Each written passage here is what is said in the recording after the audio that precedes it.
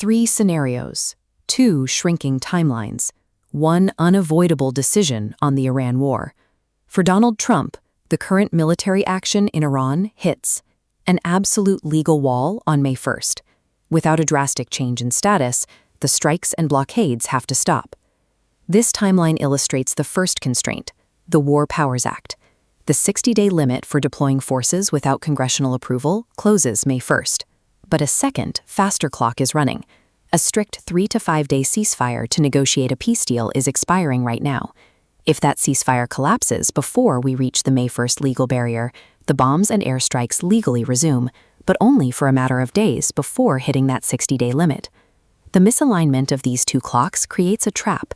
The White House is forced into a rapid military and political resolution because time, quite literally, runs out this week. The president usually dictates the pace of negotiations by shifting deadlines to maintain leverage over opponents. The War Powers Act strips that leverage away. It is an immovable statutory barrier.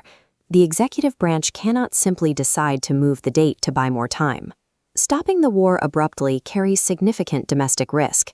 Pulling out without a tangible prize to show voters, like access to Iran's oil or heavily enriched uranium, frames the entire conflict as a failure right before the November midterms. On the other hand, continuing the war past the deadline means intentionally violating a core tenet of the U.S. Constitution, inviting severe legal challenges.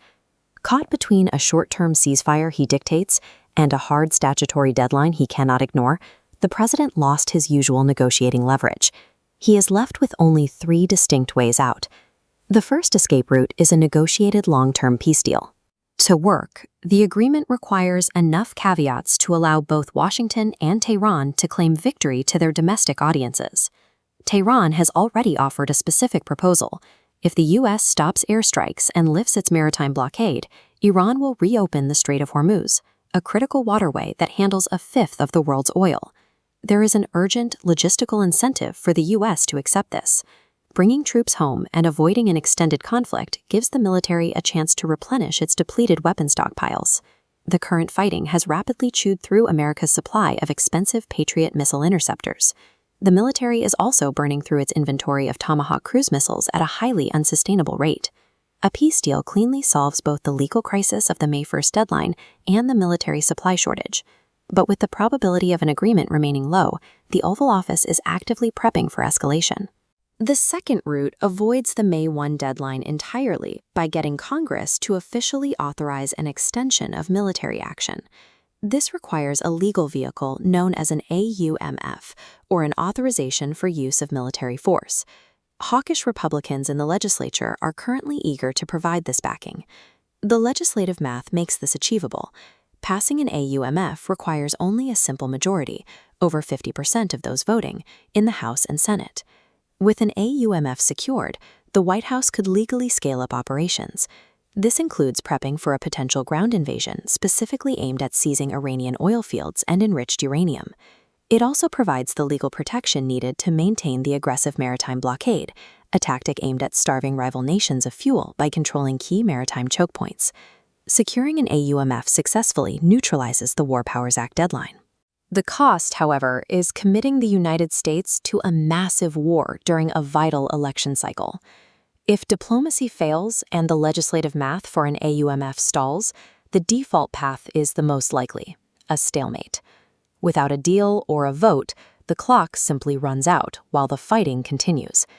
In this scenario, the White House ignores the 60-day statutory deadline and continues ordering military action.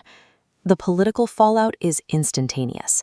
By blowing past the War Powers Act, the president exposes himself to immediate judicial challenges and fierce political attacks from the Democratic opposition.